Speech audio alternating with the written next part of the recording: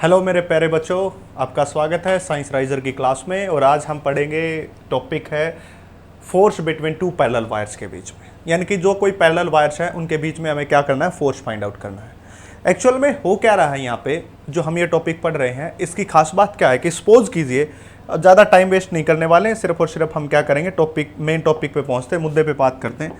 Suppose कीजिए कि सबसे पहले दो पैरेलल वायर्स हैं, आपको ये एक वायर दे दिया गया और दूसरा वायर आपको ये दे दिया गया, ठीक है।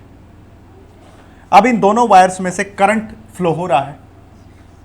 खास बात ये कि दोनों वायर करंट कैरिंग है, आई अमाउंट में करंट है, सेम डायरेक्शन में करंट जा रहा है, आई अमाउंट के अंदर, इसके अंदर भी आई अमाउंट में, इसमें भी आई अमाउंट में, इस प्रकार से है, ठीक है। अगर दोनों के अंदर करंट आई अमाउंट के अंदर है, इसका मतलब क्या हुआ होगा, आपको एक बात मैं समझा देता हूं कि जब मैंने यूनिट स्टार्ट किया था, पहला लेक्चर था, प्लेलिस्ट में मिल भी जाएगा आपको, वहां पे देखोगे तो आपको पता चलेगा कि जब किसी वायर में से करंट को पास किया जाता है तो वो वायर मैग्नेट की तरह बिहेव करता है, लाइट मैग्नेट। ऐसा उरस्टिड ने कहा था। फैक्ट पे बात करेंगे, बिल्कुल लॉजिकल बात करेंगे, और किस हिसाब से क्वेश्चन पूछे जा सकते हैं किसी कॉम्पिटिटिव एग्जाम में, उन सब के बारे में बात करेंगे। तो ये वायर्स भी एक मैग्नेट की तरह बिहेव करेगा और ये वायर भी एक मैग्नेट की तरह बिहेव करेगा। सिचुएशन ऐसी हो गई है। अब जब एक मैग्नेट बन गई है, ये भी एक मैग्नेट और ये भी एक मैग्नेट, दोनों मैग्नेट है। अब ये मैग्नेट बन गई है तो मैग्नेट के पास क्या हो सकता है, दो ही ऑप्शन होते हैं। अगर उनके अपोजिट पोल तो आ गए तो वो एक दूसरे को अट्रैक्ट कर लेंगे, अगर सेम पोल आ गए तो वो एक दूसरे को रिपेल करते हैं। ऐसा बात होती है। अगर साउथ साउथ है तो रिपल्सन होता है और साउथ नॉर्थ के साथ होता है तो अट्रैक्शन होता है।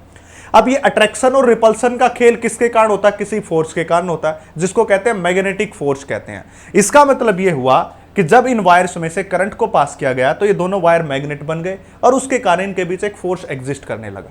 बस खास बात यह है कि मुझे उस फोर्स की वैल्यू को फाइंड आउट करना है कि वो कितनी फोर्स की वैल्यू होगी। उसके लिए इन्होंने क्या कहा, उन्होंने कह दिया कि ये दो इनके बीच की जो डिस्टेंस आपको दिख रही है, ये वाली डिस्टेंस यहां से लेकर के यहां तक, इस डिस्टेंस को r बोल दो, और जो आपके पास ये वायर है इनकी लेंथ को मैं l बोल देता हूं। जो आपने वायर ली, दोनों की लेंथ l के बराबर है, इसके बराबर मैंने इसको बोल दिया, that is the length of wire. Length of wire, ये बातें बोल दी हैं। अब मैं क्या देखना चाहता हूं, मैं ये पॉइंट बात करना चाहता हूं कि इस वायर के कारण, इस वायर, जो आपको ये वायर दिखाई दे रहा है, इस वायर के कारण एक मैग्नेटिक फील्ड बनेगा। और वो मैग्नेटिक फील्ड जो है, अब मैग्नेटिक फील्ड की डेफिनेशन क्या होती है, मैग्नेटिक फील्ड की डेफिनेशन होती है space around a magnet in which magnetic force can be felt. ऐसी बात होती है। तो इस वायर्स के अंदर से करंट जा रहा है तो ये मैग्नेट बन गया। अब इसके मैग्नेट के चारों ओर एक स्पेस होगा, ऐसे इस तरह से स्पेस होगा, इस तरह से स्पेस होगा, और इस तरह से ये स्पेस होगा इस तरह से। मतलब इस वायर के कारण जो मैग्नेटिक फील्ड मिला वो कहां पे अपीयर होगा, यहां पे। इस करंट को मैं I1 कह देता हूं और इस करंट को मैं I2 कह देता हूं। वो कहां पे अपीयर होगा, यहां पे, क्योंकि ये स्पेस है इस वायर के कारण, इस मैग्नेट के कारण। इस वायर में जो I1 करंट है उसको जब पास किया तो ये मैग्नेट बन गया, और वो मैग्नेटिक लाइन जो फोर्स इस तरह से दिखाई दे रही है, आपको बता दी ये फीलिंग्स होती हैं जो चारों ओर एक कर्व सर्कल बनाती, क्लोज लूप बनाती है। तो इसके चारों ओर वो स्पेस जिसके अंदर मैग्नेटिक फोर्स को फील किया जा सकता है, उसी को कहते हैं मैग्नेटिक फील्ड। तो इस करंट ने इस वायर के अंदर जो मैग्नेट बनाया वो यहां तक इफेक्ट डालेगा, और इस वायर के कारण यहां पे एक मैग्नेटिक फील्ड होगा। वो बात समझ ले। अब मैं इसको जो है खत्म कर देता हूं यहां पे, ठीक है। लेंथ है, that is the I1 current and I2 current. अब इस पॉइंट को मैंने क्या मान लिया, P पॉइंट मान लिया। तो I1 करंट के कारण इस P पॉइंट के ऊपर एक मैग्नेटिक फील्ड होगा। अब उस मैग्नेटिक फील्ड की मुझे डायरेक्शन देखनी है। उसकी डायरेक्शन बताऊंगा मैं राइट हैंड रूल से, right hand thumb rule. Right hand thumb rule में क्या कहता है कि जो आपकी उंगलियां हैं ये उंगलियां डायरेक्शन ऑफ मैग्नेटिक फील्ड देंगी, और आपका जो थंब है ये डायरेक्शन ऑफ करंट देगा। अब इस I1 करंट के कारण P पॉइंट के ऊपर एक मैग्नेटिक फील्ड बन रहा होगा, तो करंट की डायरेक्शन ऊपर की तरफ और उंगलियां किस तरफ, इस P पॉइंट के इनवर्ड। देखिए ये उंगलियां इनवर्ड और करंट ऊपर की तरफ, करंट ऊपर की तरफ, उंगलियां अंदर की तरफ शो कर रही है, इसलिए मैग्नेटिक फील्ड की डायरेक्शन क्या हो जाएगी, इनवर्ड, और जिसकी वैल्यू हो जाएगी ये मैग्नेटिक फील्ड, ठीक है। अब जैसा कि आपको पता चला कि इस I1 करंट ने यहां पे एक मैग्नेटिक फील्ड बनाया, उसी प्रकार ये I2 करंट भी इस पॉइंट के ऊपर एक मैग्नेटिक फील्ड बनाएगा, जिसको मैं क्या कह रहा हूं, Q पॉइंट, ठीक है। उस मैग्नेटिक फील्ड की डायरेक्शन कैसे, जैसे करंट ऊपर की तरफ, देखिए करंट ऊपर, और उंगली आपकी बार किस तरफ डिनोट करिए, बाहर की तरफ, देख लीजिए बाहर की तरफ। तो यहां पे हो जाएगा डॉट। डॉट का मतलब होता है outward magnetic field.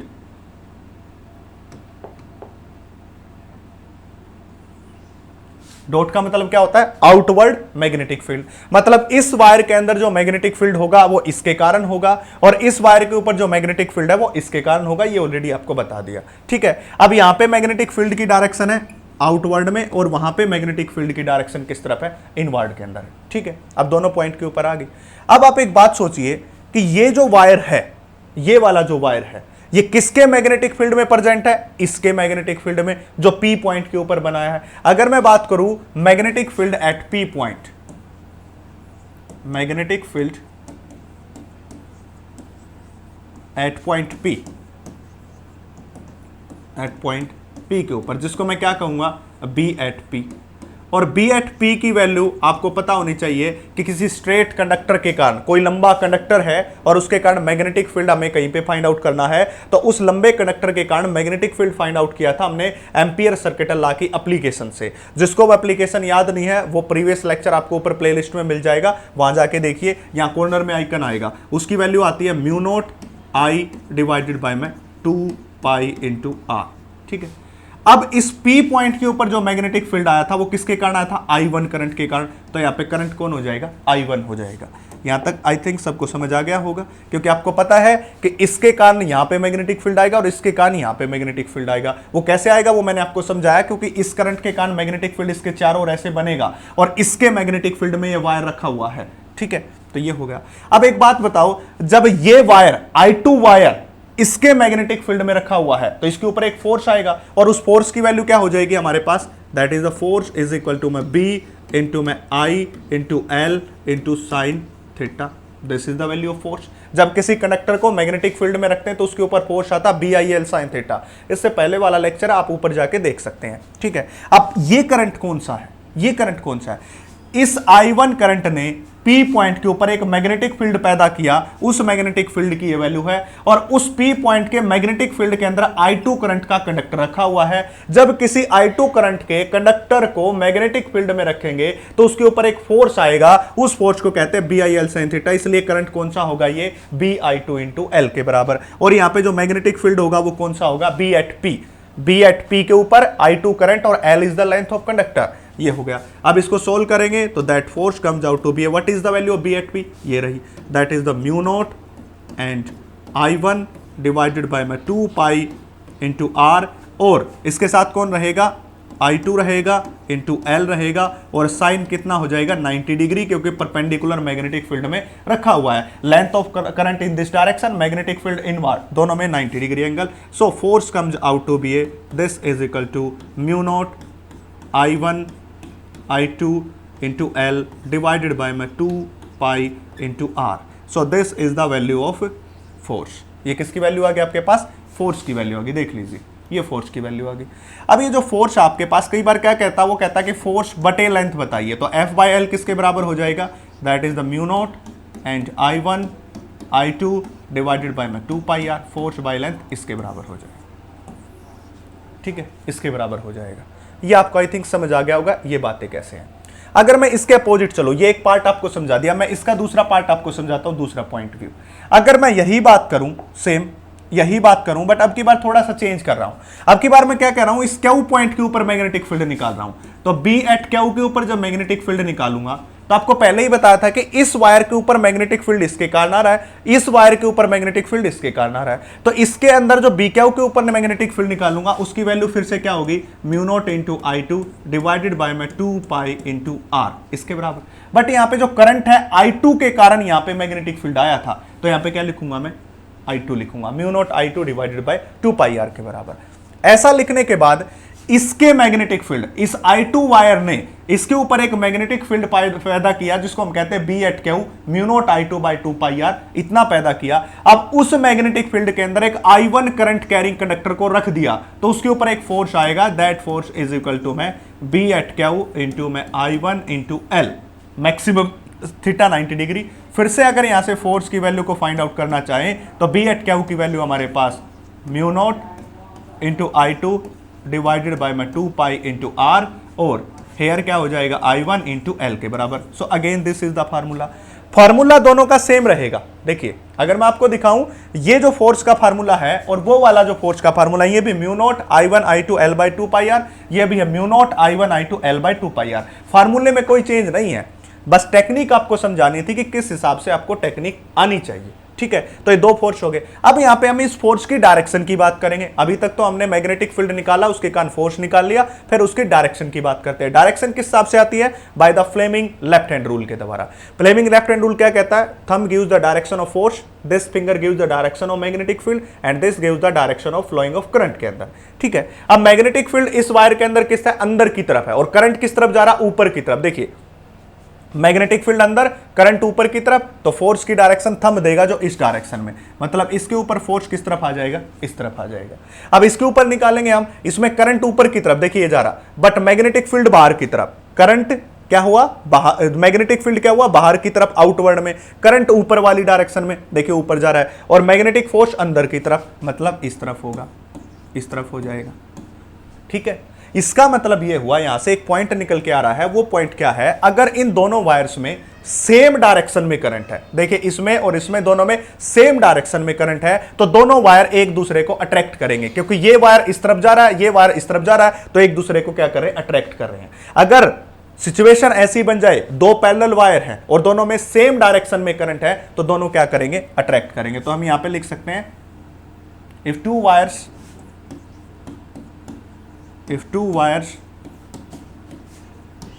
having current in same direction,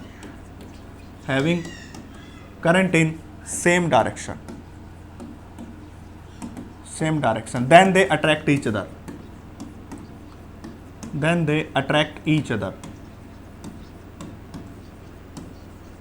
तभी वो क्या करेंगे? एक दूसरे को अट्रैक्ट करेंगे, then they attract each other। ठीक है, ऐसा हो गया। अगर दोनों में अपोजिट डायरेक्शन में करंट आ गया, second point, if direction of current is opposite, then they repel to each other. तब वो क्या करेंगे? रिपेल करेंगे, then they repel each other,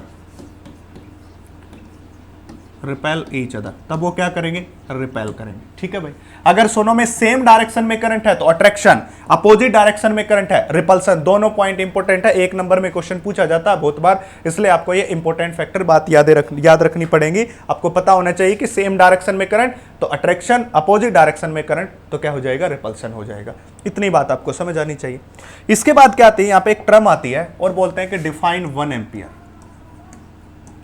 कहते हैं कि define 1 ampere, define 1 ampere.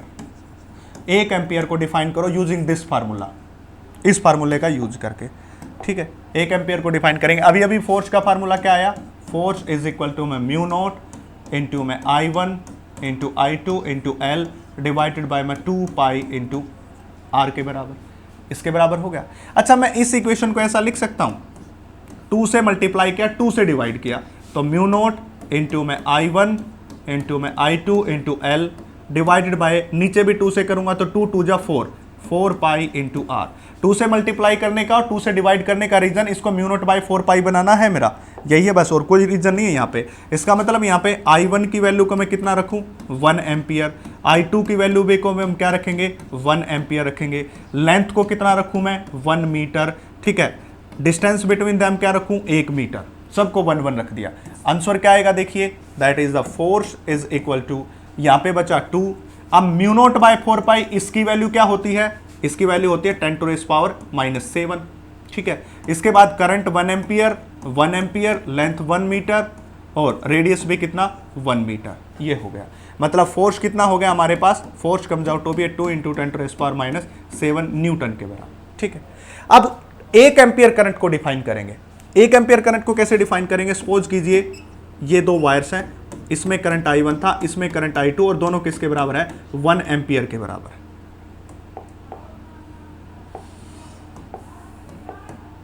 1 ampere के बराबर। ठीक है, तो हम क्या कहेंगे? The current flowing through both wires is said to be 1 ampere. क्या कहेंगे?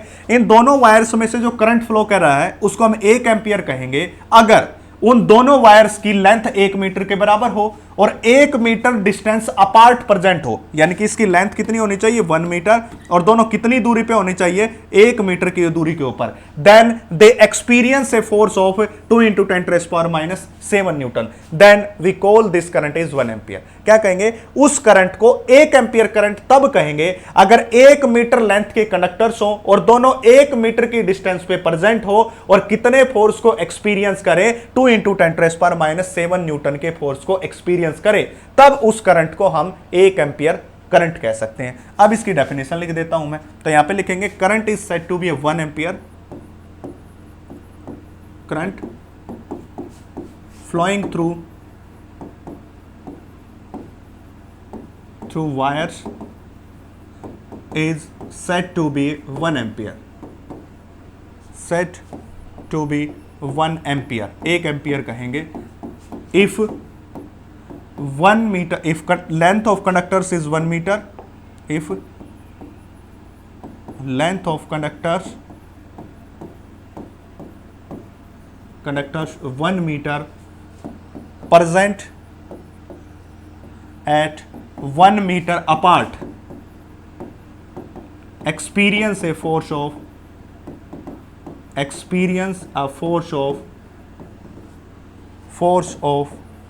2 × 10⁻⁷ न्यूटन।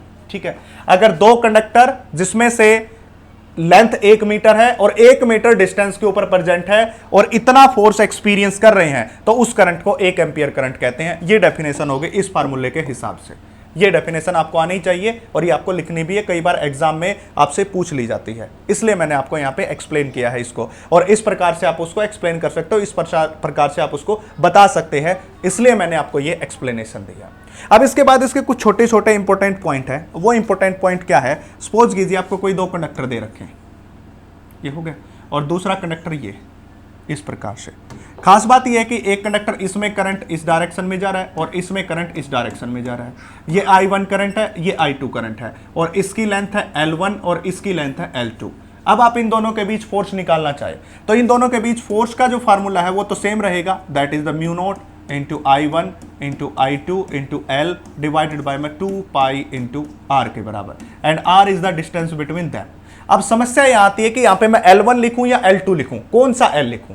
जब ऐसा क्वेश्चन आप टैकल करो और ऐसी सिचुएशन आपके सामने आए तो हमेशा जो छोटे वाला कंडक्टर है उसी के कारण आपको क्या लिखना है, L को लिखना है। तो छोटे वाले कंडक्टर की लेंथ कितनी, L2, तो यहां पे कितनी लेंथ आ जाएगी, L2 आ जाएगी। Always remember that. बड़े वाले कंडक्टर की नहीं। इसका रीजन क्या होता है, ये जो छोटे वाला कंडक्टर है, ये कंडक्टर है, ये कंडक्टर यहां पे जो मैग्नेटिक फील्ड पैदा करेगा वो इतने में उसी मैग्नेटिक फील्ड के कारण फोर्स आएगा, बाकी का कोई रोल नहीं है। इसलिए हमेशा लेंथ छोटे वाली कंडक्टर की लोगे, बड़े वाले कंडक्टर की कभी भी लेंथ नहीं कंसीडर करोगे। तो दिस इज द फार्मूला, ये आपके पास क्या हो जाएगा, फार्मूला हो जाएगा, ये फार्मूला बन जाएगा। अब क्या करते हैं, इसके ऊपर कुछ क्वेश्चन देते हैं, इसमें ज्यादा कुछ नहीं है। इसके ऊपर अगर क्वेश्चन की बात करूं तो देखिए, सबसे पहले क्वेश्चन की हम बात करते हैं यहां से। ये रहा क्वेश्चन, देखिए आपको यहां पे 3 पैरेलल वायर दिखा दिए गए। अभी तक आपके पास क्या थे, केवल 2 पैरेलल वायर्स थे, जो मैंने डिस्कशन किया था उसके 2 पैरेलल वायर थे, और यहां पे हम क्या कर रहे हैं, 3 पैरेलल वायर की बात कर रहे हैं, इसके सॉल्यूशन की बात करते हैं।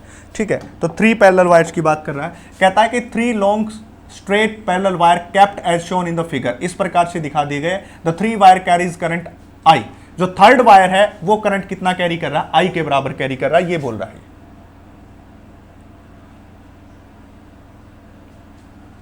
ठीक है, अब इसका पहला पार्ट देखते हैं। पहला पार्ट क्या कहता है कि the direction of flow of current in I, direction of flow of current I in the wire 3 is such that the net force on the wire first due to the other 2 wire is 0। पहला part ये कह रहा है, क्या कहता है कि ये पूछ रहा है कि इस वायर में, वायर नंबर 3 में इस हिसाब से मुझे करंट को सेटअप करना पड़े ताकि जो पहले वायर है, इस पहले के ऊपर जो नेट फोर्स आए इस सेकंड वायर और थर्ड वायर के कारण 0 के बराबर हो जाए। कहने का मतलब ये कह रहा है कि जो वायर नंबर 2 है वो पहले के ऊपर एक फोर्स लगा रहा होगा, इसी प्रकार वायर नंबर 3 है वो भी पहले के ऊपर फोर्स लगा रहा होगा। तो ये कहता है कि इस तीसरे वायर में किस हिसाब से करंट को सेटअप करूं कि इस पहले वायर के ऊपर नेट फोर्स 0 के बराबर हो जाए। ऐसी बात पूछ रहा है। अगर मुझे ऐसे सॉल्यूशन करना और ऐसी बातें करना है, अगर इस तीसरे वायर के अंदर देखो, इस वायर के अंदर मैं बात करूंगा, ये दोनों वायर के अंदर सेम डायरेक्शन में करंट है। अगर दोनों वायर के अंदर सेम डायरेक्शन में करंट है तो दोनों एक दूसरे को क्या करेंगे भाई, अट्रैक्ट करेंगे। ये वायर करेगा, अट्रैक्शन आ जाएगा। अब मुझे उसके अंदर इस प्रकार से करंट सेटअप करना है कि ये वायर इस वायर को रिपेल करे, और रिपल्सन के लिए इस बारे में करंट किस में होना जरूरी है, अपोजिट डायरेक्शन में। पहले ही बताया था कि जब वायर्स में सेम डायरेक्शन में करंट होगा तो अट्रैक्शन होगा, अपोजिट डायरेक्शन में करंट होगा तो रिपल्सन होगा। अब ये सेकंड नंबर वायर इस फर्स्ट वायर को अगर सेम डायरेक्शन में करंट होगा तो अट्रैक्ट करेगा, मतलब एक फोर्स इस तरफ आ जाएगा जो किसके कारण आएगा, F2 वायर के कारण, इस वायर के कारण। अब हमें इस वायर के अंदर इस हिसाब से करंट सेटअप करना है कि इसके ऊपर अपोजिट डायरेक्शन में फोर्स आ जाए, जो किसने लगाया, तीसरे वायर ने। वो तभी पॉसिबल है जब इसमें डायरेक्शन क्या हो जाए, अपोजिट। तो पहला आंसर क्या आ गया, अपोजिट डायरेक्शन। अब इस F2 की वैल्यू किसके बराबर रहेगी, F3 के बराबर रहेगी। अब अगर ये F2 की वैल्यू F3 के बराबर है तभी इस वायर के ऊपर नेट फोर्स 0 के बराबर है। तभी तो बोल रहा है ना कि net force on the wire due to the other two wire is 0 के बराबर होना चाहिए। और 0 तभी हो सकती है कि जितना फोर्स इस वायर ने इस पे लगाया है उतना ही फोर्स ये वायर इसके ऊपर लगाए। ये बात हो गई। अब इसके लिए निकालते हैं। देखिए, अगर मैं बात करूं F2 की, तो F2 का फार्मूला होगा that is the mu not into में I1 current, that is this, and I2 current is this, और डिवाइडेड बाय लेंथ, तीनों की लेंथ एक जैसी है, लेंथ डिवाइडेड बाय में 2 पाई इंटू आर। अब पहले और दूसरे वायर के बीच डिस्टेंस कितनी है, a के बराबर है, इसलिए हम क्या लिखेंगे, 2 पाई a। ये हो जाएगा। अब बात करते हैं हम किसकी, F3 की, यानी कि इस वायर ने इसके ऊपर जो फोर्स लगाया इस डायरेक्शन में ये रहा, तो वो कितना हो जाएगा, सिमिलरली म्यू नॉट इंटू में I1, और I2 की वैल्यू यहाँ पे क्या, I के बराबर, इसके कारण तो I1 और इसके कारण करंट कितना, I है, ये दिखा रखा, इंटू में लेंथ डिवाइडेड बाय में 2 इंटू पाई। और अब की बार इन दोनों के बीच यहां से लेकर के यहां तक की डिस्टेंस कितनी है बच्चा party, a plus a, 2a के बराबर है बच्चा, तो ये हो गया 2a। अब दोनों फोर्स इक्वल हैं तभी तो 0 फोर्स हुआ, 0 फोर्स हुआ तो इक्वेट कर दो, F2 is equal to F3, तो ये हो जाएगा म्यू नॉट इंटू में I1 I2 into L divided by में 2 पाई a। देखिए कितना इजी क्वेश्चन है और सीबीएसई बोर्ड में आया हुआ क्वेश्चन है। और ऐसा क्वेश्चन मैंने ये क्यों सिलेक्ट किया है, इसका भी एक रीजन है। पहली बात तो ये सीबीएसई बोर्ड में आया हुआ है, दूसरी बात ये क्वेश्चन आगे नीट वगैरह में पूछा जा सकता है क्योंकि इसमें 3 वायर्स दे रखे हैं। अभी तक हमने सॉल्यूशन 2 वायर्स के कारण ही फोर्स करा, बट इन्होंने 3 दे दिए। अब म्यू नॉट I1 से mu naught I1 cancel out, L से L cancel out, 2 pi a से 2 pi into a cancel out. यहां पे कौन बचा, बचा पार्टी I2 बचा। देख लीजिए बिल्कुल सिंपल सॉल्यूशन किया, कोई मुश्किल सॉल्यूशन नहीं। इज इक्वल टू यहां पे कौन बचा, यहां पे करंट I बचा और डिवाइडेड बाय 2 बचा। मतलब जो हमारे पास करंट की वैल्यू है वो किसके बराबर होनी चाहिए, 2 इंटू I2 के बराबर। पहली सिचुएशन तो ये हो गई। करंट की वैल्यू जब 2 इंटू I2 के बराबर होगी और उसकी डायरेक्शन अपोजिट होगी तब इसके ऊपर जो फोर्स आएगा नेट फोर्स वो 0 के बराबर हो जाएगा। तो दिस इज द आंसर, ये हो गया इसका आंसर। तो ये पहले पार्ट का आंसर हो गया जिसको हम कहेंगे पहला आंसर स्वाहा। अब दूसरे की बात करते हैं हम, दूसरा आंसर इसको स्वाहा करते हैं। देखिए क्या कह रहा है, अब क्या कह रहा है, बाय सेकेंड पार्ट में, bye reversing the direction of current the net force on the wire 2 due to the other 2 wires become 0. What will be the direction of current I in the 2 cases? Also obtain the relation between ये सब कुछ। तो relation भी find out कर दिया, direction को भी find out कर दिया। अब क्या कहता है, अब इसको मैं साफ कर देता हूं, यहां से दूसरा क्वेश्चन, दूसरा पार्ट करते हैं सॉल्यूशन इसका। देखिए दूसरे पार्ट में क्या कहता है, अगर हमने डायरेक्शन को रिवर्स कर दिया, by reversing the direction of current net force on the wire 2 due to other 2 wire become 0। जैसे ही मैं इसके अंदर पहले क्या ली थी हमने, नीचे डायरेक्शन आई थी, अब इसको रिवर्स कर दिया। अब रिवर्स करने का मतलब इसकी डायरेक्शन को ऊपर की तरफ कर दिया। ऊपर की तरफ डायरेक्शन करते हुए इस वायर के ऊपर जो फोर्स आता है ना, फोर्स वायर 2 के ऊपर, वो क्या हो जाता है, 0 के बराबर, नेट फोर्स 0 के बराबर। अब एक बात सोचिए, इस वायर के अंदर करंट भी ऊपर की तरफ, इस वायर में ऊपर की तरफ, दोनों अट्रैक्ट करेंगे तो इसके ऊपर फोर्स क्या लगेगा, इसकी तरफ। वो किसने लगाया, F1 ने लगाया। ठीक है, F1 फोर्स इस तरफ लगा के अपने आप को अट्रैक्ट करना चाहेगा। इसी प्रकार इस वायर में ऊपर की तरफ, इस वायर में ऊपर की तरफ, ये फोर्स भी इसको क्या करना चाहेगा, अट्रैक्ट करना चाहेगा। अट्रैक्ट करना चाहेगा तो ये कौन हो गया, F3 फोर्स हो गया। अब इस वायर के ऊपर नेट फोर्स को 0 करना है, और नेट फोर्स को 0 तभी किया जा सकता है जब F1 की वैल्यू किसके बराबर हो बच्चा पार्टी, F3 के बराबर। यानी कि जितना फोर्स ये पहला वायर इसके ऊपर लगाएगा उतना ही फोर्स इस वायर को इस पे लगाना पड़ेगा। जब दोनों फोर्स इक्वल हो जाएंगे तो नेट फोर्स भी उसके ऊपर 0 हो जाएगा। फिर से वही फॉर्मूला, F1 की वैल्यू लिखेंगे लिखेंगे, F1 की वैल्यू क्या लिखेंगे, म्यू नॉट इंटू में I1 into I2 and length is L divided by में 2 pi into distance, distance between them is A के बराबर है, इज इक्वल टू किसके बराबर होगा, सेकंड केस के लिए म्यू नॉट इंटू में I2, इसके और इसके बीच mu not I2 into I and length is L divided by में 2 पाई। अब इन दोनों वायर के बीच के डिस्टेंस भी क्या है, A है, तो किए। अब इसको इससे कैंसिल आउट, इसको इससे कैंसिल आउट कर देंगे, L को L से कैंसिल आउट। जब I की वैल्यू किसके बराबर होगी, I1 के बराबर। जब I की वैल्यू I1 के बराबर हो जाएगी तो इस वायर के ऊपर नेट फोर्स किसके बराबर हो जाएगा, 0 के बराबर। तो दिस इज द सॉल्यूशन बच्चा पार्टी, ये सॉल्यूशन है। इसके तरह से एक क्वेश्चन और करते हैं, छोटा सा क्वेश्चन है, अच्छा सा क्वेश्चन है, देखिए ये रहा। ये क्वेश्चन नीट 2017 के अंदर आया हुआ है, ये खास बात है। ये कह रहा है, इसकी स्टेटमेंट को पढ़ते हैं फिर सोल्व करेंगे। An arrangement of a 3 parallel straight wire placed perpendicular to plane of paper carrying a same current I along the same direction as shown in figure. Magnitude of force per unit length on the middle wire B is given by। 3 wires बता रहा है बच्चा party. 3 wires कैसे, अब इसको देख के puzzle हो जाते हैं बच्चे की, कैसे हो गए जी 3 वायर। एक तो देखो B के ऊपर जा रहा है, ये रहा B वाला वायर, ठीक है, दूसरा वायर A वाला वायर, तीसरा वायर C वाला वायर, ऐसे अंदर की तरफ। बस इसका ये टिप दिखा रखी है, वायर ऐसे अंदर की तरफ बोर्ड के अंदर, ये टिप दिखा रखी है। तो पहला वायर यहां, दूसरा वायर यहां, तीसरा वायर यहां, 3 वायर हो गए। अब तीनों वायर के अंदर क्या होगा, अब ये जो तीनों वायर है, एक तो इसके कारण बनेगा और एक इसके कारण बनेगा, पेयर बन गए। दो पेयर यहां पे आपको दिखाई दे रहे होंगे कि मिडल वायर है, magnitude of force per unit length on the middle wire B is given by. अब इस मिडल वायर के ऊपर बताना है, समझिए इस बात को, मिडल वायर के ऊपर बताना है। तो अब मिडल वायर के ऊपर हमें फोर्स बताना है, ठीक है। Straight wire perpendicular to plane of paper carrying same current I along same direction, direction same है मतलब अट्रैक्टिव फोर्स होगा, जब डायरेक्शन अपोजिट होती है तो रिपल्सिव होती है। तो मतलब ये A और B के बीच एक फोर्स एग्जिस्ट कर रहा होगा, उसको हम क्या लिखेंगे, उसको हम लिखेंगे that is the mu not and I1 into I2 into L divided bye, ये हमने अलग अलग फोर्स का नाम लिखना, तो हम ऐसे लिख लेते हैं कि ये हो जाएगा, देखिए म्यू नॉट इंटू में A वाले के अंदर A करंट और B वाले के अंदर B का करंट, ठीक है, इंटू में लेंथ डिवाइडेड बाय में 2 इंटू पाई, और इन दोनों के बीच की डिस्टेंस कितनी है, D के बराबर। ये कौन सा फोर्स है, FAB फोर्स है, A और B के बीच है। पर ये क्या कह रहा है कि सेम करंट है सब में, सेम डायरेक्शन में, और सेम करंट है I, तो FAB की वैल्यू क्या बन जाएगी, FAB की वैल्यू क्या बनेगी बच्चा party, FAB comes out to be mu not into में I into L divided by में 2 पाई इंटू D, ये बन गया, ठीक है। अब इसी प्रकार B और C के बीच हो जाएगा एक फोर्स, B और C के बीच फोर्स को हम क्या लिखेंगे, that is FBC is equal to, FBC जो फोर्स होगा वो किसके बराबर होगा बच्चा पार्टी, देखिए FBC force is equal to में that is the mu not and I into I, क्योंकि तीनों वायर में करंट सेम है, इंटू L डिवाइडेड बाय में 2 pi into distance between them again is D, so divided by D, ठीक है।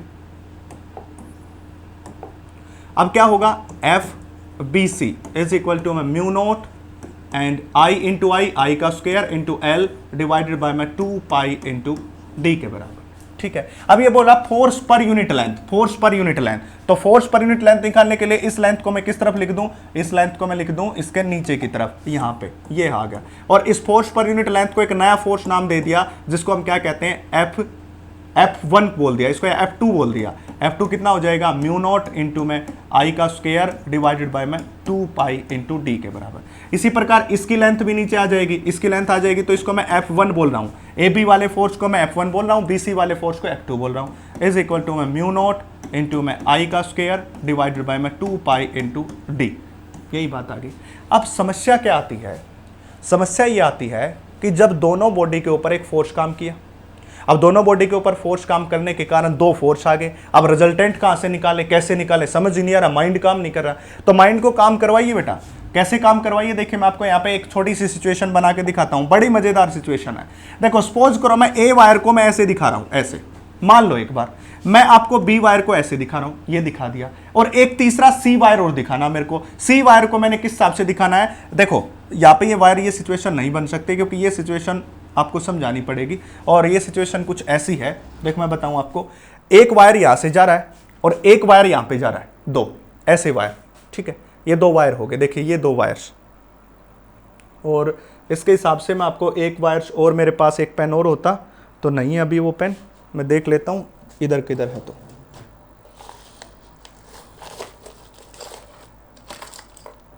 चलिए आपका काम हो जाएगा। देखिए मैं कहता हूं कि 2 वायर अंदर की तरफ इस प्रकार से हैं, ये रहे इस प्रकार से रखे हुए हैं, ये 2 वायर्स हैं, ठीक है, और तीसरा वायर यहां पे है इसके पैरेलल में इस प्रकार से, समझ आ गई बात। ये 2 वायर हैं, इन दोनों वायर के कारण एक अट्रैक्टिव फोर्स होगा, ये ऊपर वाला वायर नीचे वाले को क्या करेगा, अट्रैक्ट, क्योंकि तीनों में सेम डायरेक्शन में करंट है, बोल रहा है कि सेम डायरेक्शन में करंट है, यहां पे आपको दिखाई दे रहा होगा सेम डायरेक्शन में करंट, सेम डायरेक्शन में। तो सेम डायरेक्शन में जब करंट होता है, अट्रैक्शन मतलब ये नीचे वाले और इसके बीच एक अट्रैक्टिव फोर्स होगा नीचे की तरफ, नीचे वाली डायरेक्शन में। उस फोर्स को मैं क्या बना सकता हूं, उस फोर्स को मैं नीचे की तरफ बना सकता हूं, ये बना दिया पहला, जिसको मैं क्या कहूंगा FAB वाला फोर्स, जिसको मैं क्या कहूंगा F1, ये बना दिया। अब इस प्रकार क्या होगा इन 2 वायर्स के बीच, ये 2 वायर्स तो यहां पे थे, that is the first one, second one, and third one is this from here, यहां पे। अब इस वायर और इस वायर के बीच भी एक अट्रैक्टिव फोर्स, क्योंकि इसमें भी सेम डायरेक्शन में करंट है, वो होगा इस डायरेक्शन में, इस तरफ होगा, इस तरफ होगा, तो that is toward this direction. फिर से समझा रहा हूं मैं आपको, देखिए ये 2 वायर्स आपके पास इस तरह से, और ये तीसरा वायर यहां पे था, ये 2 वायर, फर्स्ट सेकंड और थर्ड वायर यहां पे है, तो इन दोनों के बीच अट्रैक्टिव फोर्स नीचे वाली डायरेक्शन में। अब इसके इस पेन के, जो ये पेन दिखा रहा हूं, ये इसके बीच और इसके बीच एक फोर्स, वो इस डायरेक्शन में, तो दोनों के बीच एंगल कितना हो गया, that is the F2 force. दोनों के बीच एंगल कितना डिग्री का, 90 डिग्री का एंगल हो गया, that is the force between them is 90 degree, ठीक है। अब 90 डिग्री का फोर्स आपके पास हो गया, तो देखिए क्या करेंगे, द फोर्स इज 90 डिग्री। अब फोर्स 90 डिग्री का मतलब एक वेक्टर नीचे की तरफ, दूसरा वेक्टर इस तरफ होगा, इन दोनों का रिजल्टेंट आप कैसे ऐसे निकालोगे, जिसको वेक्टर एडिशन कहते हैं, F1 का स्क्वायर प्लस F2 का square plus 2F1 F2 cos 90 under the root, और cos 90 की वैल्यू क्या होती है, 0, तो बचेगा क्या, यहां पे रहेगा F1 का square plus F2 square, we are remaining with this, net force ये आ जाएगा। अब कीजिए net force, that is the F1 square, F1 square हो जाएगा दिस का square, that is the mu. अब F1 की वैल्यू किसके बराबर है, F1 की वैल्यू F2 के बराबर है, F2 जितना है उतना ही F1 है, देख लीजिए दोनों इक्वल हैं, इक्वल हैं, तो मैं डायरेक्ट यहां पे लिख देता हूं, देखिए क्या लिखूंगा, that is F is equal to मैं F1 का स्क्वायर प्लस F1 का स्क्वायर, क्योंकि F2 की वैल्यू भी F1 ही पुट कर दी, दोनों इक्वल हैं, तो क्या आएगा, √2 इंटू F1, और √2 इंटू F1 की वैल्यू क्या आई थी, μ0 इंटू में I का square, that is μ0 into I square divided by में 2 pi into D, this is the net force, this is the net force. तो हमारे पास आंसर कौन सा है, √2 μ0 I square by 2 pi D, ठीक है, √2 μ0 I square divided by 2 pi D। इसको further simplify कर सकते हैं, ऐसे सिंप्लीफाई कर सकते हैं, μ0 इंटू I का स्क्वायर डिवाइडेड बाय में पाई इंटू D, और इस 2 को √2 मल्टीप्लाई बाय √2, तो √2 से √2 कैंसिल, यहां पे आ जाएगा √2, तो μ0 I square by √2 pi D। इसको सिंप्लीफाई कर दिया, इसको सिंप्लीफाई करके आंसर ये दे दिया सी। अब क्या करते हैं, कई बच्चे नीचे वाले 2 को ध्यान में नहीं देते, इस √2 को देख लेते और डायरेक्ट आंसर लगा देते हैं कि √2 तो आ गया, लगा दो आंसर, नहीं, नीचे देखो इसको और सिंप्लीफाई कर रखा है, इसलिए सी वाला ऑप्शन आएगा। नीट में तभी ये क्वेश्चन दिया हुआ है कि इस क्वेश्चन में तो आपको एक लॉजिक लगाना ही है, साथ में फाइनल आंसर में भी लॉजिक लगाना, क्योंकि आंसर इस फॉर्म में आ रहा है, फिर इस 2 को चेंज करना है √2 में। तो आज के लिए इतना ही, बाकी नेक्स्ट लेक्चर के अंदर देखते हैं। आई होप आपको अच्छा जा रहा होगा, और आपकी तैयारी के लिए हम हर संभव प्रयास करेंगे। और कमेंट सेक्शन आपके सामने है ही, वीडियो को शेयर कीजिए, कोई प्रॉब्लम हो तो वहाँ मेंशन कीजिए।